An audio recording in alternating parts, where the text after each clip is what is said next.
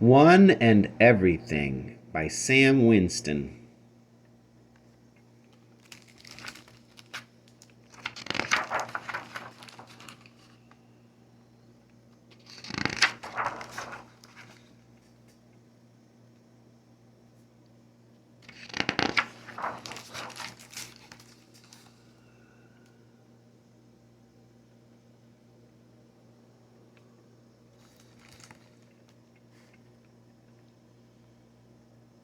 Once there were many stories for the world.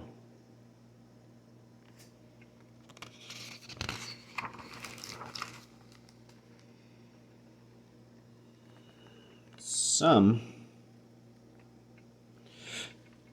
had beautiful sunsets.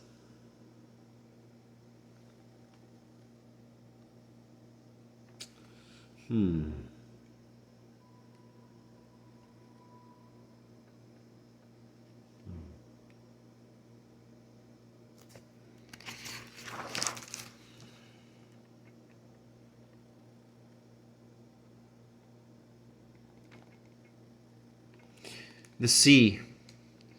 Others lived at the bottom of the sea.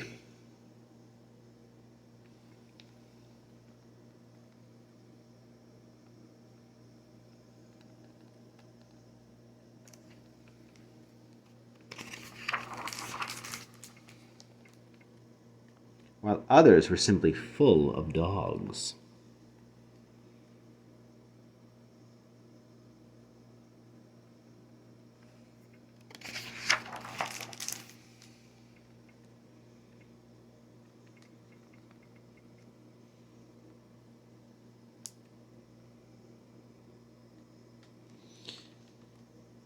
There was one story that decided it was going to be, that perhaps it already was, the most important story in the world.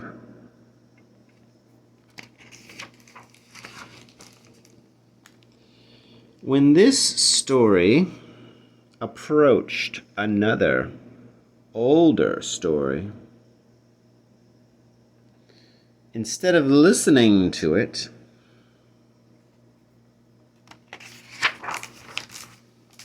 this bold story said, actually, I'm the one, the only story. And it ate up the older story in one gulp.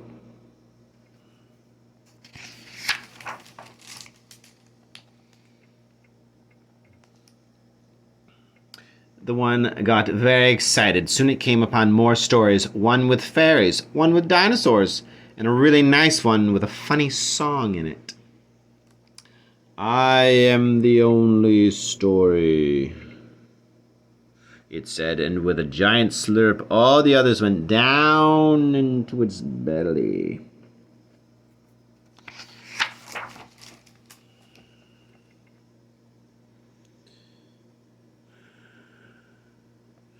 Before long, the one and only story was very nearly the last story in the world. In fact, the storybook you are reading now is probably the only other story left.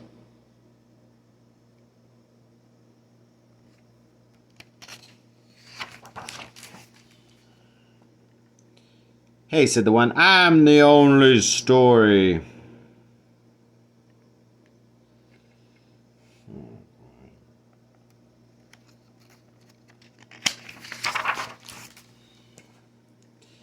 It was very dark inside the one. So dark it was hard to tell if there were any other pieces of the other stories left at all.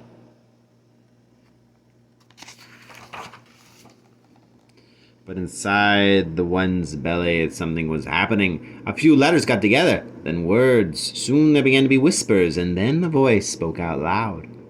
One, it said, can we ask you something? Of course, said the one.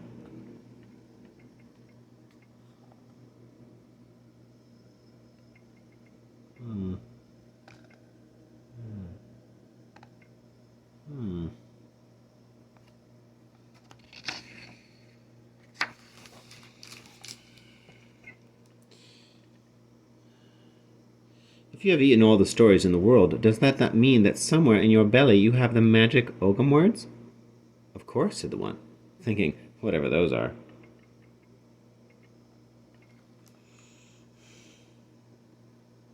Do you have every Adlam letter? Indeed, said the one, feeling a little nervous.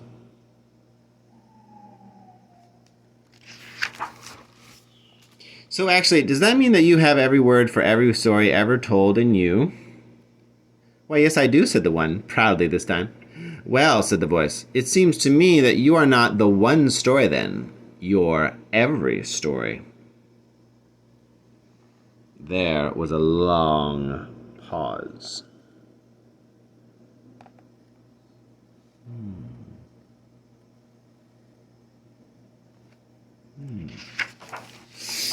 Oh, said the one. I suppose I am. And with that, the one exploded into every story imaginable.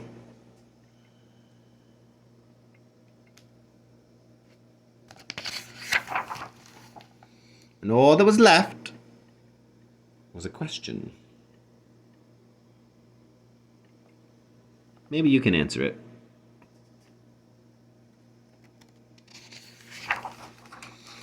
What will our next story be?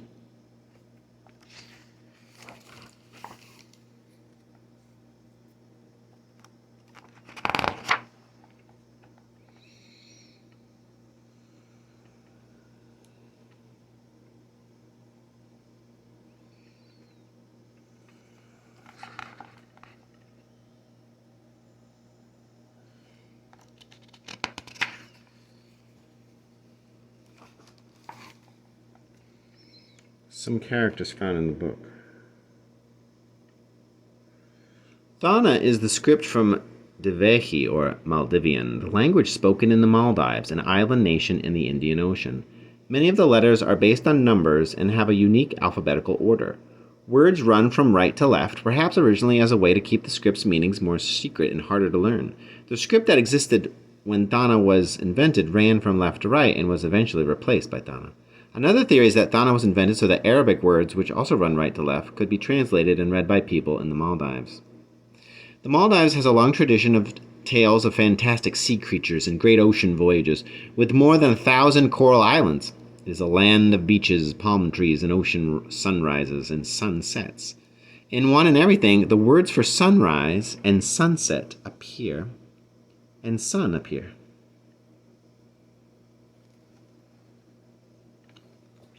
Canadian Aboriginal syllabics. The Canadian Aboriginal syllabics were developed in the 1840s as a written system for the oral, Ojibwe, and Cree languages. They were later adapted for Inuktitut, the language of the Inuit people, and for several thousand Athabascan languages of the Northwest, including Slav, Dogrib, and Chipewyan, and inspired the carrier syllabics created in 1885. The letter shapes are uniquely designed to rotate. Rotating a consonant symbol 90 degrees changes the following vowel. In One and Everything, the words for whale, ringed seal, and Sedna appear. In Inuit mythology, Sedna is the goddess of the sea. When her father tried to throw her overboard, she clung to the boat, but he cut her loose by chopping off her fingers. As she sank to the bottom, her fingers turned into seals, walruses, and whales, all of which the Inuit hunt and depend on for food, and thus she became the mother of the ocean. Egyptian hieroglyphs. Egyptian hieroglyphs were used for writing in ancient Egypt as many as 5,000 years ago and are one of the oldest forms of writing. Unlike most modern alphabets, hieroglyphs use pictorial elements to represent objects, ideas, and sounds. The characters were engraved or painted on clay, stone, or papyrus, and paper made from reeds that grew plentifully along the banks of the Nile. In One and Everything, the hieroglyphs all appear. Described as dog, jackal, or wolf, canines were worshipped and sometimes even buried next to the pharaohs in their tombs. The two best-known Egyptian gods associated with canines were Wepwawet and Anubis. Wepwawet was a wolf-headed god whose name means opener of ways. He was connected to finding the right path, especially in war and during the soul's journey into the underworld. Jackal-headed Anubis, the other canine god, was one of the lords of the underworld. Phaistos disc. In One and Everything, the signs are from the Phaistos disc. This disc was found in the island of Crete in the Mediterranean and is thought to be more than 3,500 years old. The disc was made by pushing different stamps into wet clay in a circular pattern and then baking the clay at a very high temperature. It is a good example of how the evolution of writing has involved many different experiments with different peoples at various times writing on stone, bone, palm leaves, and even human skin as tattoos. No one is entirely sure what the inscriptions on the Phaistos disc mean. It remains a challenge and a mystery that fascinates us to today. Tibetan. The Tibetan script is used wherever the Tibetan people are to be found, not only in Tibet but also in China, South Asia, and many Western societies. It is closely linked to Tibetan Buddhism and is often seen as prayer flags, prayer wheels, and Buddhist documents. It's also widely used for calligraphy and in art.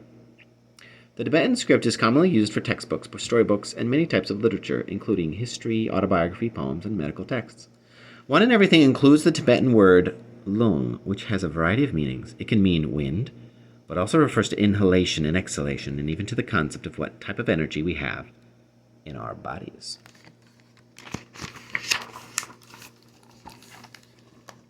Cuneiform. One of the oldest known forms of writing in the world was used to write several languages in which now the Middle East. It developed from pictographic symbols engraved in clay and was adapted using wedge-shaped impressions to express increasingly complex ideas. In One and Everything, the cuneiform marks are the numbers 1 to 6. The Sumerian counting system was based on cycles of 60, which over time fell out of use and was replaced by how we count today, using cycles of 10. One of the areas in which we still use cycles of 60, called sexagesimal, and its factors is how we measure time. We use Sumerian counting in measuring our minutes, hours, and days. Silati.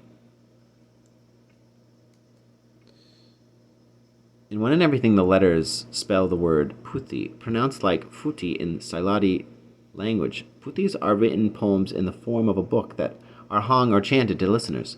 The melodic recitation of Puthis has been a traditional way for elders to pass on stories and lessons to people in the community who didn't read. Silati or Siloti is the language spoken on both sides of the border in northeastern Bangladesh and in southern Assam in India. National interest in Bangladesh became so strong in promoting Bangla or Bengali that it pushed aside many local and regional languages, including Silati. Silati is now an example of how languages and their letters can travel the globe. The traditional Silati Nagra script is endangered in its homeland because its political pressures, but finds support from the Silati community in the United Kingdom, a country halfway around the world, which has created many projects celebrating this language. Ogham. Ogham is an ancient Irish alphabet that was invented in about the 4th century CE and used in short messages carved on wooden sticks. It was later used for inscriptions on stone monuments and everyday objects and is occasionally found in the margins of medieval manuscripts for jokes, secrets, and even spells. Knowledge of the script was never entirely forgotten. Ogham is a highly unusual writing system. All the letters are bundles of short strokes placed to one side or another of a central stem line. Sometimes the stem line is the edge of a stone, in which case the letters are written in 3D, a unique feature. Traditionally, Ogham was written vertically. Reading in Ogham was said to be like climbing a tree, branch by branch. Each of the letters in the Ogham alphabet has a name. Many are named after trees, and the letters O, B, and D in One and Everything are named On, Baith, and Dare, the early Irish names for ash, birch, and oak. Adlam. The letters in One and Everything, translated in English as M, L, D, and A, are the first 4 letters of the script known as Adlam, which is read from right to left. This recently invented script is used in Guinea and other countries in West Africa. The Adlam alphabet gets its name from these letters, which stand for Akule, Dande, Lano, and Mulugal, meaning the alphabet that protects the people from vanishing. Adlam was invented in 1989 by 2 brothers, Abdullah and Ibrahima Bari, who decided that their language, Fulani, needed its own alphabet. They were still in school at the time, but that didn't stop them from sketching symbols they thought would work. Adlam is remarkable both for the ages of its inventors and for the speed at which it's moved from a handwritten local script to one that is now used on phones and computers around the world. Cherokee. In One and Everything, the letters spell the name Sequoia. Sequoia was a Cherokee who recognized the value of writing and set about making a modified syllabary for his people. He persisted for well over a decade, despite being ridiculed by many of his friends. One person who didn't tease him was his daughter, Ayoka, who helped him over the years to become the first Cherokee to be able to read in her own language. When he presented the finished script to the tribal council, they were not convinced. They gave the father and daughter a test. They separated the two and gave each of them dictation to see if the other could read it, and they were both successful. After seeing the script's worth, the council immediately gave orders that it should be taught, and within a few years, the Cherokee were some of the most literate people in America. When giant redwoods, a previously unknown species of tree, were identified by botanists in the mid-19th century, the name Sequoia gigantea was ultimately given to them in honor of the Cherokee leader and his amazing achievement.